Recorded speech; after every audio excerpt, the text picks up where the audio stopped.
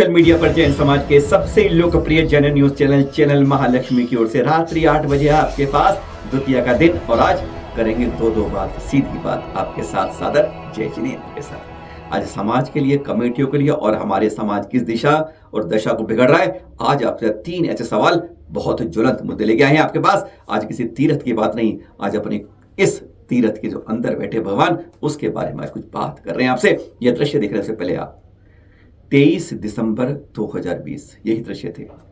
बड़ौद के दिगंबर जैन कॉलेज के बाहर जो लगी ना प्रतिमा लगी है शुद्ध देवी की, और उसे यहाँ पर अखिल भारत वर्षीय जो अपना विद्यार्थी मोर्चा है ना, ABVP, उनके लोग आए और यह उन्होंने आकर तोड़ फोड़ शुरू कर दी थी बहुत, जिसके बाद में उन्होंने क्षमा मांगी, माफी मांगी बाद में कि गलती हो गई, अनजाने में ऐसी भूल हो गई। पर आज इस कारण तब यह दिगंबर जैन कॉलेज चर्चा में आया था बड़ौद का, और अब फिर आज चर्चा में आया है। आज इन खबरों से चर्चा में आया, देख रहे हैं खबर ये। कोई नहीं चाहता कि हमारे बारे में, हमारे समाज के बारे में इस तरह की आए कि यहाँ पर जो, वैसे कलकत्ता हाई कोर्ट से भी ना 25,000 जो कर रही थी बंगाल सरकार ने, उन टीचरों की भर्ती को बंद किया था। खैर सुप्रीम कोर्ट ने उसे रोक दिया, पर यहाँ पर देख रहे हैं अब यह हुआ है। यूपी हायर एजुकेशन बोर्ड जो, उसने यहाँ की जो 22 जो इन्होंने नियुक्तियां भर्तियां की थी टीचरों की, उसको अनियमितताओं के कारण बंद कर दी। जो ये ध्यान रखिएगा, यह हमारा जो समाज है, हमारे जो सेंटर जो है अल्पसंख्यक के अंदर आते हैं, पर अल्पसंख्यक की भी सीमाओं को लांघना पड़ा। क्यों? आज इसी बात पे चर्चा करते हैं। दिशा और दशा कहाँ भटक रही है आज हमारे। यूपी हायर एजुकेशन बोर्ड द्वारा 6 पेज का जो ज्ञापन जारी किया ना, इसकी पूरी ओरिजिनल कॉपी के साथ जो उसकी कॉपी है चैनल महालक्ष्मी के पास है। पूरा पढ़ा कि कसूरवार कौन है, बेकसूर कौन है, और समाज के कारण आज तो नाक कटेगी पहली, और दूसरी भुगत कौन रहा है। हमारे जैन भाइयों ने शिकायत करी अनियमितताओं की, और सामने क्या खुलासा आया, अब वह आपको दिखाते हैं उस पोल के बारे में। अपने दिगंबर जैन कॉलेज बड़ौद का 3-4 जैन आरोपियों ने इसमें शिकायत करी। शिकायत ये करी कि 2000 से लेकर अब तक चुनाव नहीं किए गए, एक ही समिति चुप की पड़ी है। आज हमारे यहाँ ऐसा हो रहा है, 1/3 से ज्यादा मंदिरों में, कमेटियों में, समितियों में, संस्थानों में यही होता है कि एक बार जो बैठता है वह जैसे फेविकोल का चुप लगा के चिपक जाता है, छोड़ना नहीं चाहता है। पता नहीं क्या इधर कुर्सी लेकर ही वह ऊपर जाएंगे या कहीं नीचे जाएंगे।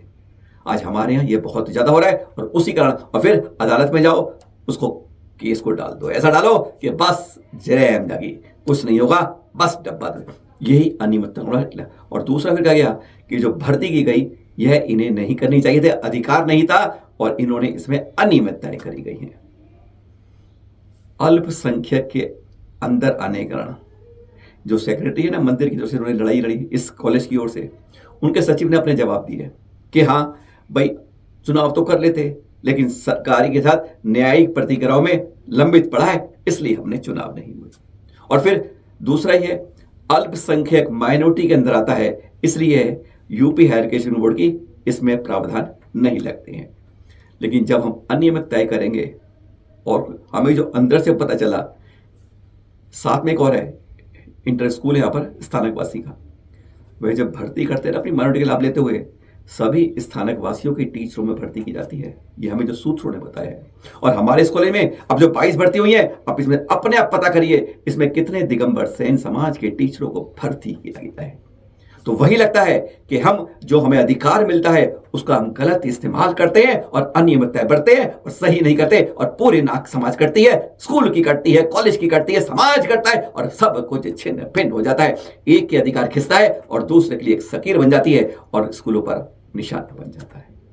अच्छा, अल्पसंख्यक जो मूलभूत सुविधाएं नहीं ले रहे हैं, और अनियमितकरण आज इसको नाक साफ, आंखें झुक जाती हैं, और कई औरों पर निशाने लग जाते। एक सूची मिली पुलिस ने दी कि हमने 26 आरोपियों पकड़ा है, और उसमें एक नाम आ रहा है, यह अर्पित, 35 साल के हैं, दुर्गा चौक छत्तीसगढ़ से ये नाम आया। जैन है, इसलिए बता रहे हैं दिशा और दशा कैसे भटकती है। आज पूरे समाज के लिए चिंतन की बात, आज सफल जो है, इन्हीं सवालों को हम छोड़ेंगे आपके पास, इनके बारे में एक नई बात सुनेंगे। अर्पित छापड़ा 10वीं में पढ़ने ही बहुत ऊंचे ऊंचे सपने थे, और कई बार सपने ऐसे होते हैं कि जमीन पे पैर नहीं, हवा में पहुंचते हैं और धड़ाम गिरते हैं, बस 97 में यहाँ पर आचार्य श्री विश्वसागर चतुर्मास हुआ था। उस समय श्रीफल चढ़ाने गए इनके पिताजी का उस समय दुर्घटना में स्वर्गवास हो गया था। अभी आचार्य विश्वसागर गए थे जब इंदौर में पंचकर्म हुआ, भव्य पंचकर्म हुआ, उसमें रविवार के दिन पूरे दिन ये आचार्य श्री के पास रहे थे अर्पित, जो अब सलाखों के पीछे है। 2 साल का एक लड़का है।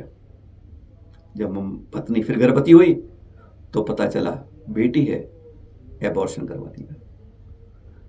जब बुराई होती है ना तो बहुत बुरी होती है। इन्होंने जॉय टूर एंड ट्रैवल खोली जिसके अब चित्र देख रहे हैं, लेकिन कहते हैं वह गलती, और जब किसी चीज का नशा लग जाए कि कमाने के लिए 2 हाथ नहीं हाथ पैर सब लगा दूं, उल्टे सीधे सब काम कर लूं, तो कहते हैं बहुत बुरा होता है। आईपीएल पर लग गए, अरे खेलने नहीं गए भाई, अरे देखने नहीं गए, सट्टे में लग गए। और कहते हैं जब ये जुआ ऐसा होता है, अरे जिसने पांडवों को नहीं छोड़ा वह तुम्हें क्या छोड़ेगा। और बस उसी लत ने आज हवालात की हवा खिला दी। नाम का जॉय टूर एंड ट्रैवल था, लेकिन जॉय नहीं था। जो आता था उसके लिए बस आनंद नहीं, दुखी मिलता। ट्रेन की टिकट, हवाई जहाज की टिकट बुक करवाते लोग, पैसे आ जाते, टिकट नहीं देता था, बनाता ही नहीं था। 2 माह पहले दुर्ग आया था और बहुतों की ऐसी शिकायत मिली। और अब इस सट्टे के अंदर 30 करोड़ की लेन देन के सबूत मिले हैं, जो 26 आरोपी हैं। इलेक्ट्रॉनिक गजट 26 लाख के मिले हैं, और उनके अंदर आरोपियों में यह भी शामिल है। कहाँ संतों की सेवा में था, कहाँ पिताजी पूरा परिवार भक्ति में, कहते हैं मामा चाचा भाई ताऊ सब किसी से कोई सहायता नहीं मिल रही है और सहायता मिलने की जरूरत है। अरे खुद ही ऐसे आईपीएल के सट्टे पे लग गए। जब जुआ खेलोगे तो बर्बाद ही होता है परिवार, यह दिखा रहा है समाज, और हो रहा है घर में अब हाहाकार। कौन बचाएगा, कौन समझाएगा। कमेटियां वैसी और ऐसे, अरे अभी तो कहानी और एक और है। अब बात करते हैं तीसरी बात, समाज, व्यक्ति, एक और व्यक्ति। ये पोस्ट चल रही है, दिल्ली में बहुत वायरल हो रही है। हमारे पड़ोस लक्ष्मीनगर की खबर आ रही है कि अभिषेक करते हैं, रोज झगड़ते हैं, और माता 5 प्रतिमाधारी माता है। आपको बता दें अंदर की बात, जब इस क्षेत्र में जवाहर चौक में कोई साधु आते हैं ना, तो सबसे पहले चौका इन माता जी के लगता है। किसी को बताने की जरूरत नहीं होती है, नाम से हर कोई जानता है। नाम नहीं बोल रहे हैं इस समय आपके पास। रोज सुबह अभिषेक करने आते हैं, और फिर अब पोते हो गए हैं, धंधा बिगड़ गया, दुकान पर नॉनवेज परोसना शुरू कर दिया। और फिर यह पोस्ट खूब चली, पिछले 5-7 दिन से खूब चल रही है। दुकान की फोटो भी आ रही हैं, इंस्टाग्राम की फोटो भी आ रही हैं कि मोमोज में वेज नॉन वेज सब कुछ मिलता है, तो हमारी दुकान पर मिलता है। जैनों के पर एक बहुत बड़ा कलंक लगता है। तो 4-5 दिन से हमारे जानकार सहयोगी प्रवीण कुमार जैन इस मंदिर के महामंत्री हैं, वो लगे हुए थे पीछे इनके पीछे, क्योंकि कहते हैं सिर्फ यह कहने से, चर्चा करने से नहीं, उससे अगर सुधारते हो तो वास्तव में सही काम करते हो। कल उन्होंने वह काम कर दिखाया जो हमें इंतजार होना चाहिए, जिसके लिए आप पास आए हैं। बिगड़ तो बिगड़ गए, लेकिन सुधरे कैसे। हमने उनसे बात की, जब उन्होंने काम ही किया तो उन्होंने आज सुबह हमें क्या कहा, पहले यह सुन लीजिए, और फिर वे क्या रुकावट बता दें आपको। पहले अब इन्होंने दुकानों पर इस तरह से करना बंद कर दिया है। क्या कहा महामंत्री प्रवीण जी ने, एक बार पहले वह सुन लीजिए चैनल महालक्ष्मी से। तो बच्चे कर रहे थे हैं? हम बच्चे करने लगे थे उसके नॉनवेज का। सुना है कल रुकवाया कुछ करा था आपने। हाँ हम गए थे। मैं 8-10 दिन से उसके पीछे लगा था। लगे थे खुद ही? हाँ मैं लगा था। फिर मैं कल कमेटी के 5-6 लोग लेके गया, हाँ। और उससे बात हुई। उसके बड़े भाई से बुलाया, दोनों उत्कर्ष को, यश को, उत्कर्ष को किसको बुलाया था? नहीं, उनके संजय के बड़े भाई को। संजय गढ़े को बुलाया था। अच्छा, सुधीर है। हाँ तो संजय हमको अपनी दुकान पे ले गया, हाँ। और उसने बिल्कुल दिखा, वहां से बिल्कुल हटा दिया गया। बहुत धार्मिक परिवार है, जिनकी माताजी बहुत धार्मिक है, जिन लगभग हर चौका जरूर लगाती है जब भी कोई साधु आता है। दोनों भाई भी हैं। तो ऐसा क्या हो गया पीढ़ी दर पीढ़ी में कि वो लगा चला कि वो मांसाहार अपनी दुकान पर परोसने लग गए थे। फिर समाज की जागरूकता में ऐसा क्या किया कि हम उसको रोक पाए? वो घटनाक्रम क्या हुआ है? भाई वो तो ऐसे है जी, बच्चों को संस्कार की कमी रही, उनको पोतों को संस्कार की कमी रही, और वो किसी गलत आदमी के चक्कर में उन्होंने शुरू किया। तो कमेटी की जब संज्ञान में बात आई तो कमेटी ने जाके उनसे बात करी है और बात करने के बाद में उन्होंने उसको रोकने का आश्वासन दिया है और रोक दिया है। मतलब एक कल घटना हुई है आपकी ये? कल घटना हुई है कल। पहले और उनका चल रहा था हमने उनका काम ये? उनकी एक संजय भैया की एक वीडियो बनाई है, खुद उनके मुंह से ही सारी बात हमने कहलवाई गई है। इस बारे में उनका क्या कहना था, एक बार वह जो वीडियो प्रसारित जो बता रहे थे वो कि वीडियो में क्या कहा है, अब वह गलती सुन लीजिए। सादर जय जी ने, मैं संजय जैन, मेरे सुपुत्र द्वारा नॉन-वेज मोमोज की दुकान जो खोली गई थी अज्ञानतावश, उसके अंदर मेरी कार्रवाई के बगैर उन्होंने नॉन-वेज मोमोज बेचना शुरू करा था, जिसकी चर्चा व्हाट्सएप पर एवं जैन समाज के ग्रुप पर चल रही थी पिछले 10 से 12 दिनों के अंदर, जिसकी चर्चा काफ़ी दिनों से चलते हुए मंदिर कमेटी तक बात पहुंची। तो मंदिर कमेटी के पदाधिकारी मेरे पास आए और बोले, संजय जी ये क्या चर्चा है और क्या हो रहा है। तो उस बात पर मैंने उनको आश्वासन दिया कि भाई साहब इन फ्यूचर आगे ये कार्रवाई नहीं होगी, और मैंने उनको दुकान पे ले जाकर वहाँ पर दिखा भी दिया और वो काम बंद करा दिया। आगे लक्ष्मी नगर जो मेन बाजार के अंदर एक शॉप है, उससे हमारा कोई लेना देना नहीं है। और इन फ्यूचर मेरे बच्चों की तरफ से अगर कोई आपको समाज को कोई ठेस लगी हो, जैन समाज को धार्मिक भावना से कोई ठेस लगी है, उसके लिए मैं क्षमा प्रार्थी हूँ। और आगे से इन फ्यूचर फिर दोबारा से मैं कहता हूँ कि कोई गलती नहीं होगी मेरे बच्चों से, मेरे द्वारा। जय जी। बहुत समाज को देख लिया, अब संतों में आते हैं, दर्शन करते हैं गुरुवर आचार्य श्री प्रसन्न सागर जी। 42-43 टेम्परेचर चल रहा है और ये ऐसे ही नजर आते हैं। दोपहर को देखने जाओ तो आपको इसी तरह से छत पर एकांत दूर में तपते सूरज के नीचे यूं ही सामने रेत घड़ी, पीछे साइड में कमंडलू और माला के साथ ध्यान सामायिक चलता रहता है घंटों। पता नहीं चलता कि कब वह तपती दोपहरी में सूरज देखते देखते सामने आते थे, ढल थक जाता है, ढलना शुरू कर देता है और तब इनकी समय में उठते।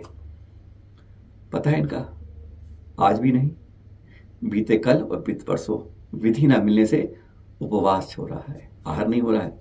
कल 3 दिन बाद आहार होगा, पर इन्होंने अपनी तपती दोपहरी में सामायिक में ढील नहीं दी। लगे रहे, ध्यान रहे, प्रवचन दिए, संबोधन दिए, सब क्रियाएं चल रही हैं अपनी उसकी जो होनी चाहिए।